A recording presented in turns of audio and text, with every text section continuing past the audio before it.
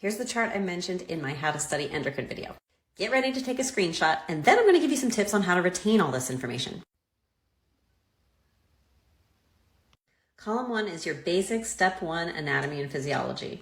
It's everything that's normal about the endocrine system. If you don't know what I mean by step 1, I'm talking about my silver bullet study system. You can get a free 20-minute training by going to the link in my bio that says free silver bullet study system training. There's no shortcut to memorizing this first column. What I recommend doing is just honestly keep writing it over and over again until you have it solidly memorized. If you're more visual, you can even get an anatomical diagram and just label the parts where they're at on the body. That works too.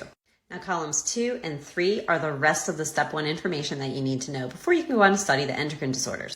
This is the physiology part of the anatomy and physiology.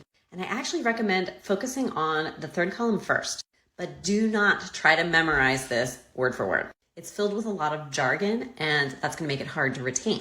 Instead, you want to use a more active learning strategy of putting it in your own words. How would you explain these functions to a 5th grader or to one of your future patients who doesn't have the medical background that you have? Don't overcomplicate this. For example, for prolactin over here, it says it stimulates milk production in lactating women, blah, blah, blah. You could summarize that with breast milk production. And then that's going to make it easier for you to remember what's in the second column, because once you remember that prolactin does breast milk production, then you're going to know that it works on the breasts and maybe some of the other girly glands too, like the ovaries. Once you have this chart memorized down cold, then you can move on to steps 2, 3, and 4 of the silver bullet study system. And you can even save yourself time, because remember, you can study a lot of these disorders in pairs.